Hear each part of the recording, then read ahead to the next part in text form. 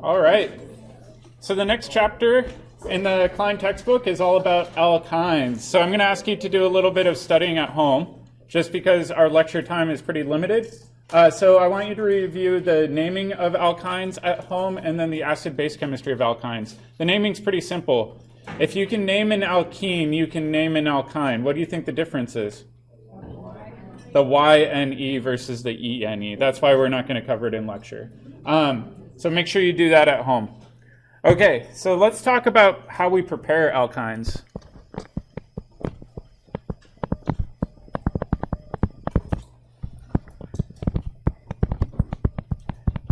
And we actually know how to do a lot of this already, given the chemistry that we learned last term. So let's do a little bit of review. So the first alkyne we're going to make will have this phenyl ring in it.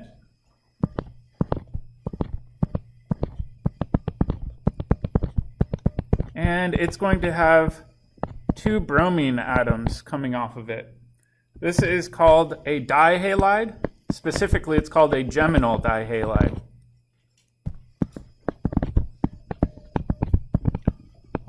All that means is that we have 2 halogens coming off of the exact same carbon, right? So 2 bromines coming off of the same carbon. All right? To prepare an alkyne, what you need is a very, very strong base. And typically the strong base that you use is NaNH2. Let me actually extend this arrow out a little bit. This is sodium amide. It's a very, very strong small base. So what do you think could happen if you have a really, really strong small base? Elimination, right? So if we think about this, this could do an E2 reaction, just like any strong base. Could cascade down, and it could kick off one of those bromines, right? Makes sense? At this point, we will have a new double bond formed. So we've made an alkene, but we have a leftover bromine, right? I'm not going to worry about the byproduct for this reaction, but what do you think the byproduct is going to be? So we kicked off Br minus, right? So NaBr would be a byproduct. What else? NH3, that's just ammonia, so that'll bubble out of solution, which is kind of convenient. All right? What happens if we have extra sodium amide? What do you think could occur? Do it one more time, right? We've got another beta proton down here. Could clamp down, kick off our bromine.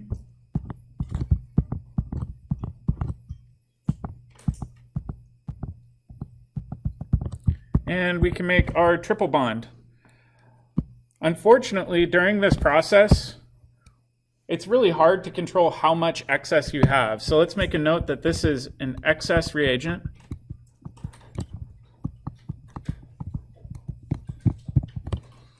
So what do you think could happen if we have too much, which is kind of unavoidable in this situation? And keep in mind, this is a really, really, really strong base. What do you think could happen?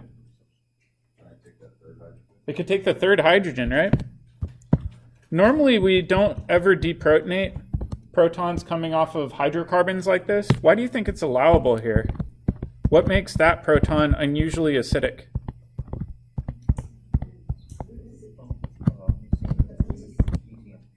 What's that? Is it SP, SP2, or SP? SP. Like we saw in the cardio rules way back last term, we said that that orbital is a lot shorter, the SP orbital, and it's actually somewhat okay having a negative charge associated with it. So we've got this excess reagent. It's unavoidable that we do this second deprotonation event. However, that's okay. All we need to do is reprotonate it using a weak acid. So in step 2, I'm just going to indicate down here that this is step 2. We treat this with a weak acid. Water is good enough. And we can return the proton to our alkyne to get us to the final product. And this normally bugs students where they say, well, why don't they just use the appropriate amount of base? Like I said, it's just really unavoidable. Acid-base chemistry occurs really fast. It's just easier to add in a little bit of extra and then wash it with water at the end to return the proton. The other term I wanted to briefly introduce is this negative charge up here is called an acetylide ion. These are pretty common in organic chemistry. In fact, they themselves can act as pretty good nucleophiles and can do substitution chemistry, which we'll see later. Why do you think they can do substitution chemistry? Why are they good nucleophiles? They have a negative charge, right? Negative charges we know can do SN2 chemistry, right? These also can do SN2 chemistry. It's kind of neat. All right, so that's pretty helpful. We can make alkynes now just from an alkane that has two leaving groups. I want to show the alternate.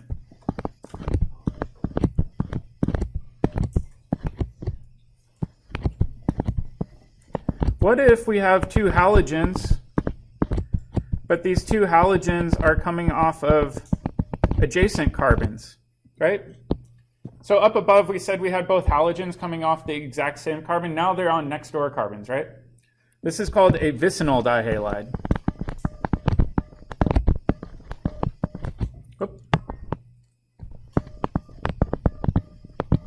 All right, if we have a vicinal dihalide, we can do the exact same reaction. So we do Na, NH2, and XS for our first step. And then what did we need to do in that second step again? Wash it with water to return the proton back.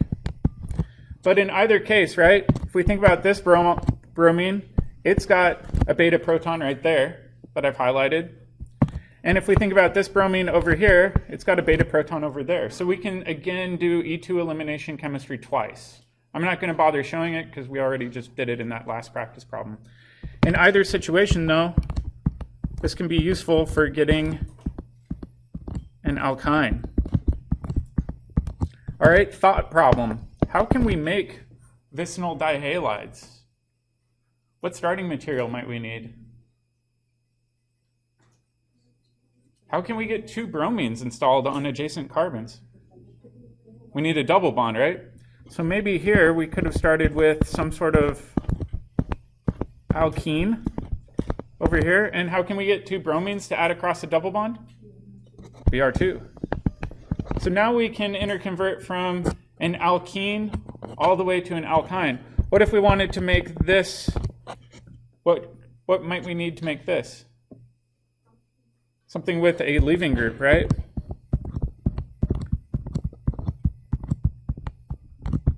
And we could treat this with a good base. So really, we've kind of come full circle, right? We covered this whole reaction at the end of last term. We just covered this reaction in the last chapter, and now we're learning how to make alkynes. So really, we're building a giant reaction roadmap where we can interconvert these functional groups from one functional group to another, to another, to another. In fact, later on in this chapter, I'll have you sit down with a piece of poster board and we'll actually make reaction maps on our own where you can connect all these arrows together. But for right now, it's good to keep that in mind.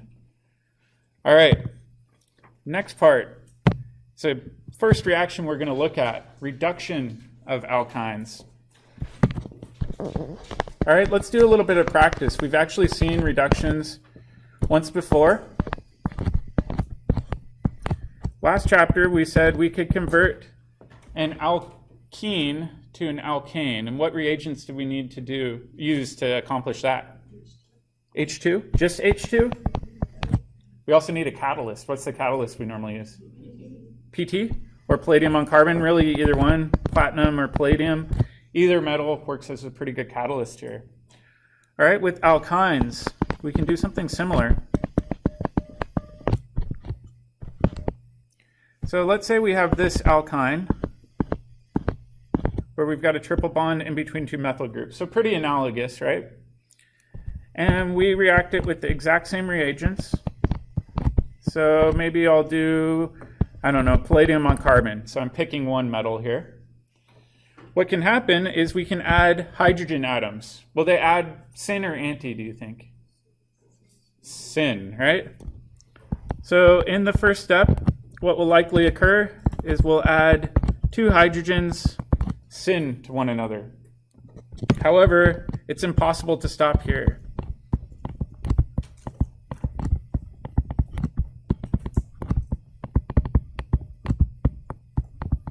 Instead, this reaction goes uncontrollably because the alkene that you make in this first step is actually more reactive than the starting material. So if we have hydrogen and palladium on carbon still around, what do you think will happen? It'll happen one more time. So instead of stopping at the alkene, you'll stop at the alkane. You really can't stop at the alkene intermediate, unfortunately, at least using these reagents. All right, but this is an issue with chemists. Chemists don't like being told you can't do something. So what they like to do is they like to figure out a workaround. So what's maybe a strategy we could do to slow this reaction down? What do you think? So maybe temperature, control the temperature. What about the reagents? Do you want a stronger reagent or a less strong reagent? Less strong reagent. That's exactly what chemists did in the early 1900s, was they were trying to figure out how to make these reagents a little less aggressive so that you could stop at that middle intermediate, the alkene. And what they decided to do was to use a poison catalyst.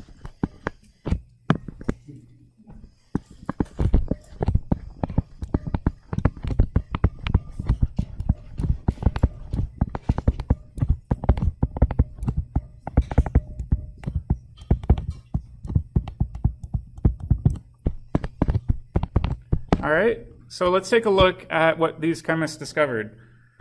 The most common catalyst that they found was called Lindlar's reagent.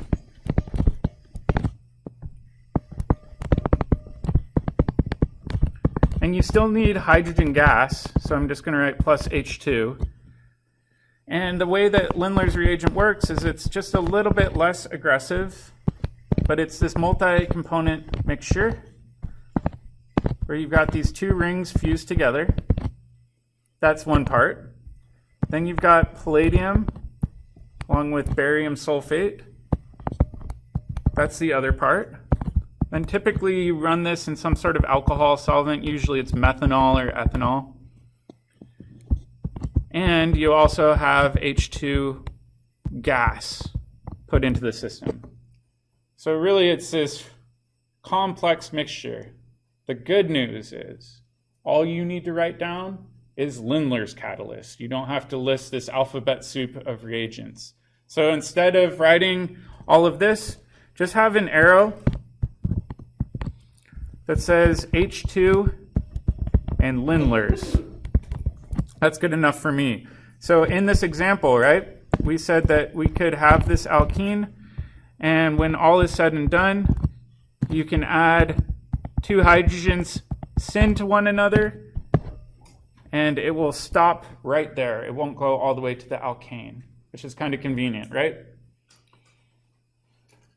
The second catalyst that's not commonly used in the Klein textbook, but I like to show it just in case it shows up, is called the P2 catalyst.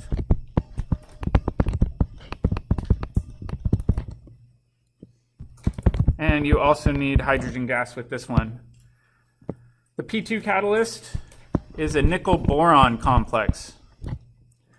Again, you can just write P2 catalyst, or you can write Ni2B. I will say that this is the one that's used like 90% of the time in your textbook, so this is the one that we'll primarily use throughout the duration of this course. Does that make sense? So it's kind of neat. We can stop at the alkene. We don't have to worry about overshooting straight to the alkane. The other thing that's important to remember is just like with hydrogenation with alkenes, we always get syn addition with this reagent.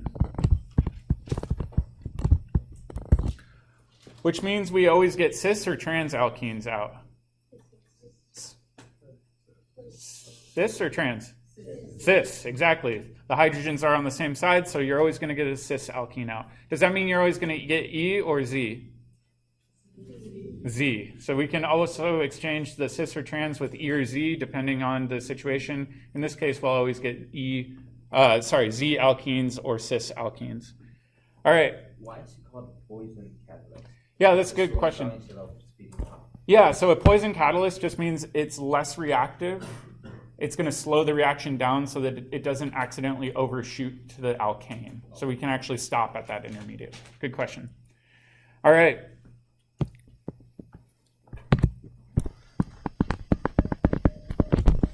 let's do a different one. Alternatively,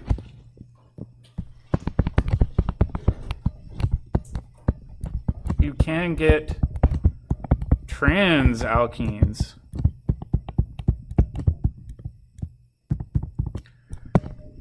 So there's some situations where you might not want the cis alkene, you might want the trans alkene, and they discovered a set of reagents that will also accomplish that transformation. And the reagent that we're going to use is a little bit different, and we're going to actually skip the mechanism for this until we get into radical chemistry. Let me clean this up a little bit. But what we do is we take sodium metal. Has anybody ever seen sodium metal? It's this kind of grayish metal that you can actually cut with a butter knife. It is not the sodium that you find in your food. You would not want to eat this sodium. Does anybody know why you don't want to eat this sodium? It'll explode in contact with water, right? So this is a really hazardous metal to use, but kind of fun to use at the same time. And then they use liquid ammonia. So you have to get a pressurized ammonia tank and actually squirt liquid ammonia out of that into a special pressurized vessel. Liquid ammonia is incredibly dangerous. If you get it on your skin, it will dissolve your skin. Oftentimes, students have this mentality that acids are more dangerous than bases. This is a good example of a base that is really harmful to get on you. Yeah? So like in all those movies where they dissolve bodies in bathtubs with acid, maybe I should be using ammonia, not they. Yeah, so if you want to go down that road, have you seen Breaking Bad where you use this hydrofluoric acid? Go on YouTube. They actually did a test to see if that would work. It would absolutely not work. Hydrofluoric acid just turns meat kind of this dull gray color. On the flip side, one thing they were right about was hydrofluoric acid will react with ceramics, which is a big deal. So you have to use special vessels when you're working with hydrofluoric acid. Yeah? Does the little dot mean that it's a solid? Yeah, that's a good point. So up here, this means that it's elemental. Is that a circle or dot? Or It's a circle. circle? Yeah. So anytime you see a not sign, that little circle in the top corner that looks like a degree symbol, that just implies that it's elemental. It's not the cation, not the anion. It's just a solid metal. All right. So when you react this alkene, alkyne, you're still going to get an alkene, but this time you're going to get a trans alkene. This goes through a radical pathway, which we'll talk about later when we get into the radical chapter. So it's kind of interesting that way. All right, so let's make a little map.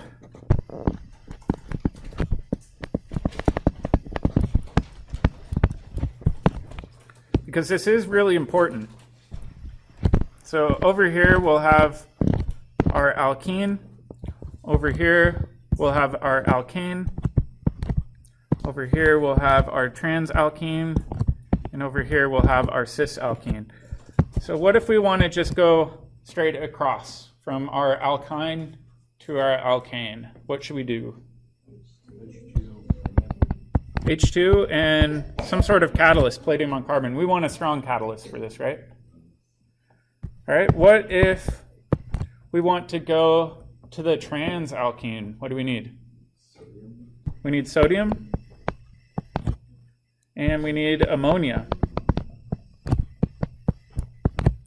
All right, what about going to the cis alkene? What do we need? H2 and Lindlers.